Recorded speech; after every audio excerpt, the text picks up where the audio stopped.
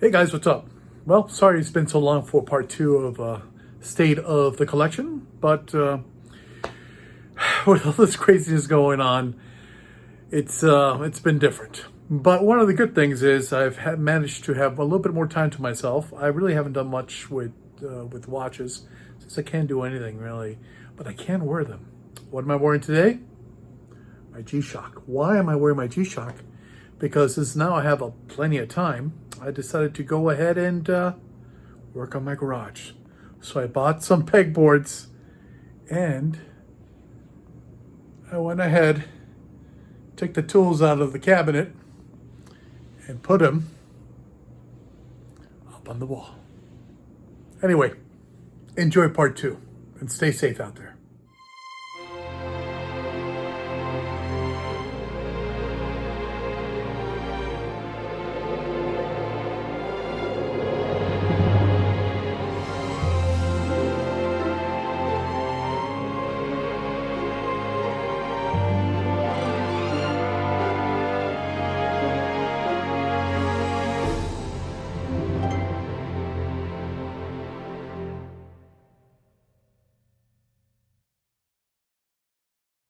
Okay, I kind of hit this thing, so it moved around a little bit. It's one of those halo lights. I'm in my wife's studio. I showed you a picture. Well, here's a picture of it again. And, it took me a month to get this thing going because the studio used to be in my warehouse, but now it's here at the house. It's much easier for my wife to do her podcasts, she's getting pretty popular. This Girl Podcast on iTunes or Spotify. But we're here for box number 2. So let's see what's going on. I'm excited to show you guys this one because these are my favorite watches. Well, I mean, all the watches are my favorite, but this one, you'll see what I'm talking about when I open it up. Okay, here we go. What do we got here? Oh, one of them fell. It fell because I don't have the strap on it. And I'll explain to you why it fell. So, we have some very interesting looking watches here, don't we? What do we have on the other side? My Omegas. That's right. I forgot wristwatch check. Today I'm wearing it. Last time, I just loved my Hamilton. I had to put it on. I just love this Hamilton. It's so fantastic. So I'm going to enjoy this Hamilton for today. And then I'll put it away and probably get back on the G-Shock because I got to do more work on my car.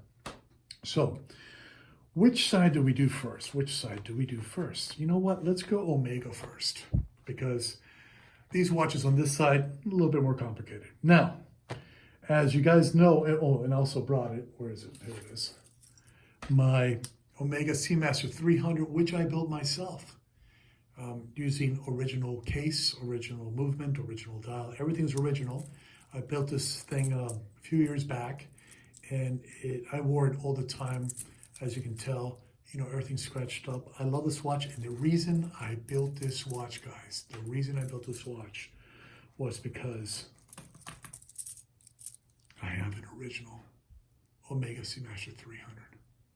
Wow, I love this watch. It's beautiful. Here, let me go put this guy away. So I get to own one of these, but I get to wear it as well and not worry about it. This one has a screw crown. This one doesn't. If you know your history, you'll know that Rolex held the patent for the screw down for a while, until 1969, I believe.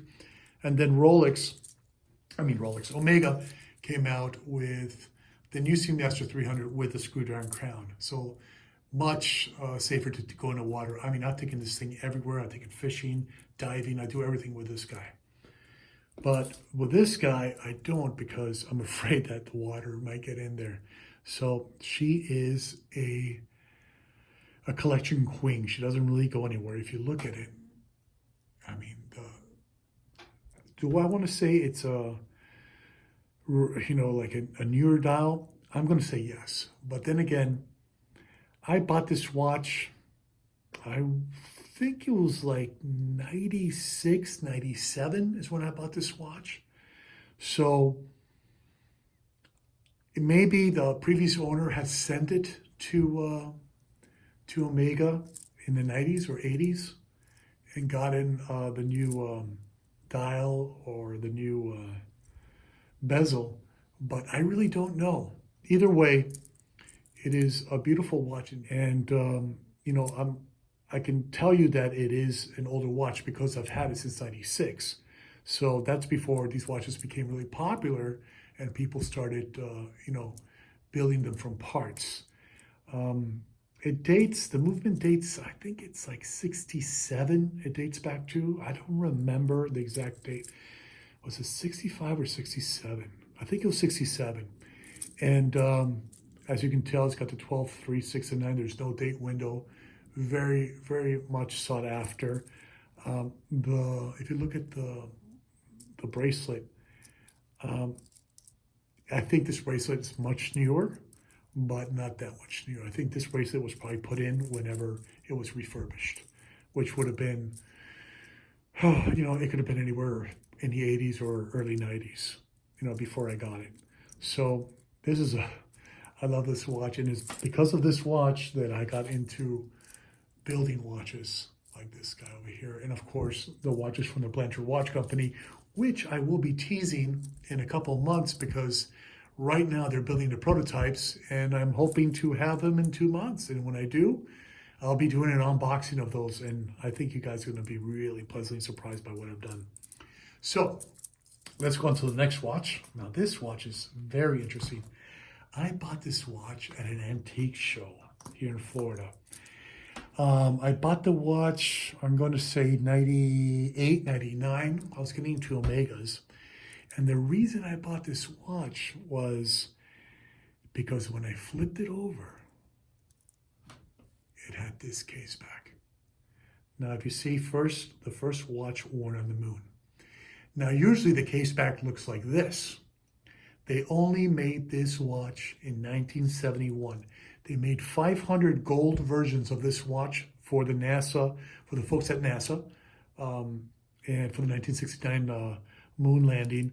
And then they made the steel ones. I don't know how many they made, but they made them for the public with this old case back. A few years ago, I was just trying to see, if I can find another one, because, it's a pretty rare watch. I do not wear this watch. I did wear it for a little bit, but then I realized how rare it was, so I really don't wear it. I believe I've seen them go for like $7,000, $8,000, maybe more, because of the case back on it. Now, as I was searching for one, look what I found, which is very interesting. Somebody started doing, I think it's an Omega, it's a true Omega reproduction of this case back, but as you can tell, it is a pretty new case back. And I went ahead and bought one because since I have the original one, it goes to show you the difference, between an original one. Sorry about the bracelet being in the way, but the original one and the remake. So if anybody's looking out there for one of these guys, this is what's supposed to look like, not this, okay? But it's good to have this. I like it for the fact that I can show people that I think Omega makes these or made them, and now this could be a collector as well. But having them both together, that's key for me. It's 1971. I bought it in the 90s. It's a real guy. It's a real thing. These two watches are probably my most valuable, as in what I consider valuable to my taste, if you will. So let's keep moving. We got ourselves, of course, an Omega Speedmaster 300, a newer one. My dad gave me this one, so that was really cool. So it's got a sentimental value to it. What I love about this watch, which most Speedmaster 300s, if you look carefully, the hands are different. The hands are like those skeletal hands with the loom at the tip. And what I love about this is if you look at the original Speedmaster 300, well, my reproduction Speedmaster 300, same hands. The blue, I like the old way of doing things, so I'm not really a big blue guy. I do wear this watch. It's a fun watch to wear, especially if I go on a trip somewhere. I don't worry about it. It's kind of a beater because it was my dad's beater, and then he gave it to me because he didn't want it anymore. But basically, it was too small for him, he said, which, whatever, I'll take it if it's too small for you. And One of my boys is going to be getting this one, probably my middle guy who loves the ocean. And I think this will be a great watch for him to take on the boat, go fishing, go diving, snorkeling, spear fishing, do all the fun stuff with this watch. It's a great watch for that. And then, of course, if I have the first man on the moon, I have to have the last man on the moon. This is one of, let me see, how many were built? This is number 525 out of 3,000. It made 3,000. It's called the Last Man on the Moon. Let's see if you can see that. Last Man on the Moon, and EA Cirin Apollo 17. So it's a much heavier watch than the original ones. I don't know the movement on here. I mean, I should have studied, but if you look really carefully, let me tell you a little story about this watch. Very interesting story. Look at the tick marks, the hour tick marks. You notice that it's a different color. You notice that's kind of like almost like the loom, you know, the old loom on it. Now there's a story behind that. I was wearing this watch in La República Dominicana on vacation, and I was in the water. Yeah, I know. Now you know where this is coming. I was in the water, and this freaking pusher came off, flooded with salt water. I was 5 days from going home. I didn't know what to do, so I panicked. I built a makeshift case opener, which slipped and scratched the crap out of the back of this watch. I don't know if you can see that scratch back there. And it even pissed me off even further. And I said to myself, well, this is a complete loss. I mean, I submerged it in distilled water to try to dilute the salt water as much as possible because I couldn't get it out. So I knew this guy in Canada, and he restores Omegas and Rolexes. His name is Archer Watches. And I sent him a picture, and he goes, well, let's see what I can do. So he took the watch, and here's some pictures of what he did. The guy is a master watchmaker. He is amazing. He is semi-retired now, but what he was able to accomplish with this watch and bringing it back to life, I'm very grateful for that. And it was worth every penny to do it because it's got a great story now. Will I sell this? No, I don't think so because, you know, it's, you know, I don't think I'll get my money for it because it's had so much changed inside it. So it's going to be one I'll just pass on to my kids and, you know, they'll enjoy it that way. But it's a cool little watch to have, you know, with the original First Man on the Moon. So it's nice to have both watches, First and Last Man on the Moon. Okay, let's go to the second side. Well, you know what I haven't done? I haven't worn any of these. Let me put them on really quick so you guys can see. You know what? I will start with the First Man worn watch on the moon, 1971. So you can see how that looks on 7 1/4 to 7.5 inch wrist. Looks very nice, right? Okay, so mental picture. Now let's put on the Last Man on the Moon.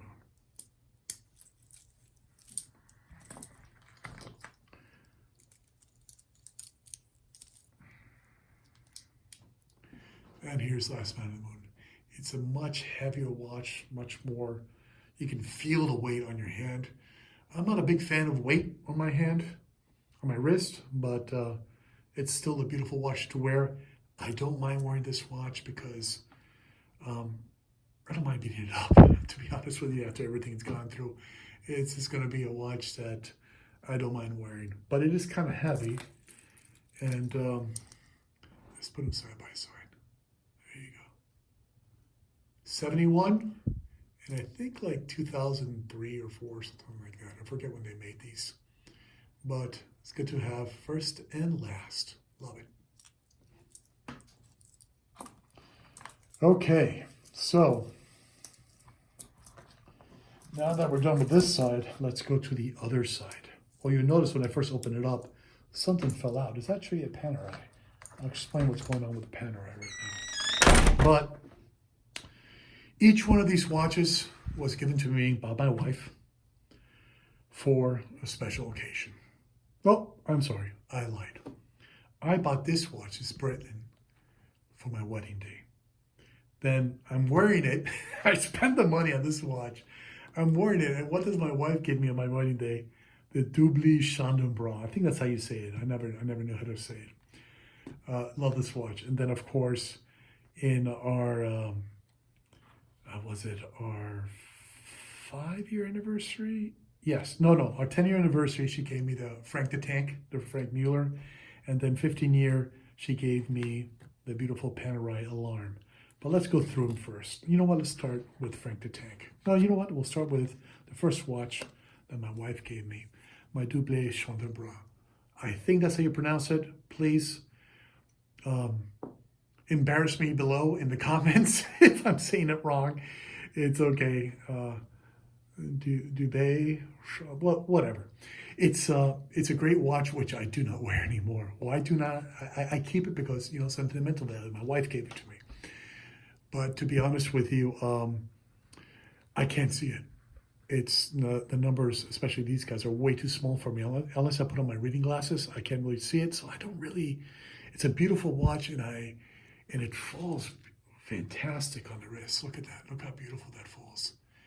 And it's just gorgeous. I will wear it if I wear a tux or something. Usually, I let Frank the Tank take that job, but I will wear it maybe once or twice a year. It's a beautiful watch. My wife has actually taken it from me and worn it a few times as well.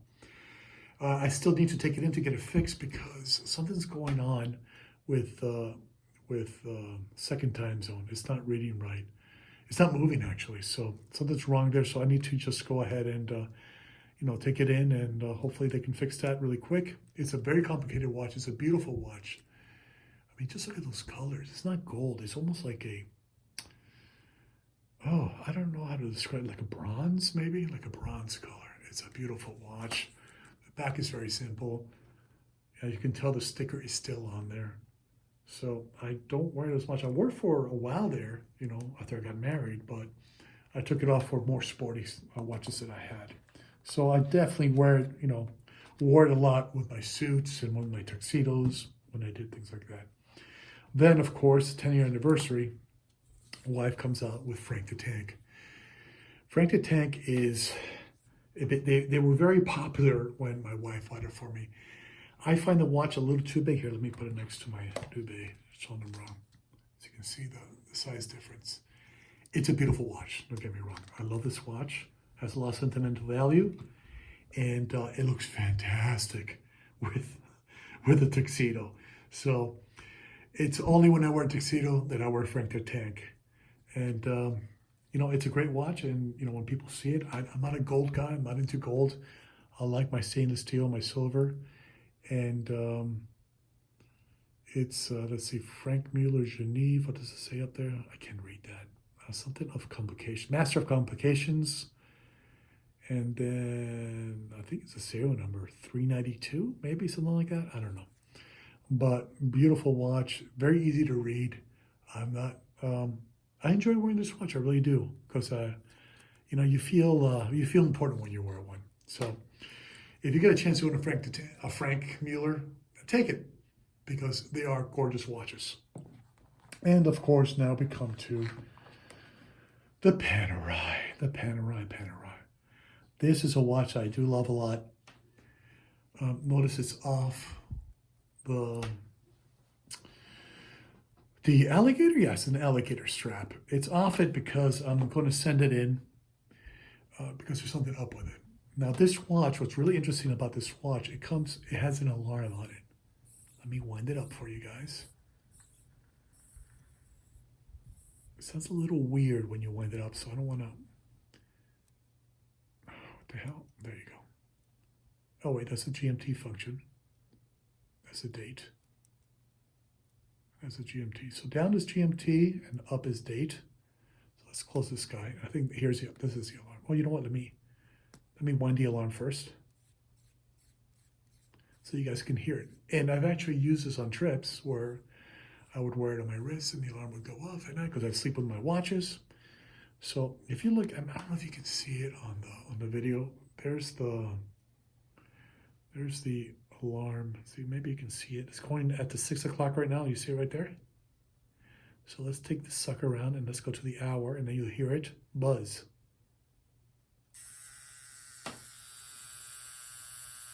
And it vibrates. And that's what will wake me up in the morning. It's a great watch. It's a great travel watch.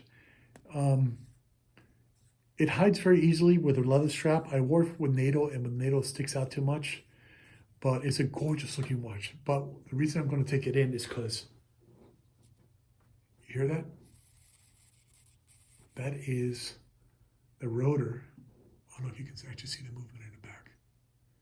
And the rotor is extremely loud. It wasn't that loud before. See, it's loose in there. You see how it's moving? See, it's loose. I don't want to open it. Number one, I don't have the case that I use to open this thing up so they can tighten it up.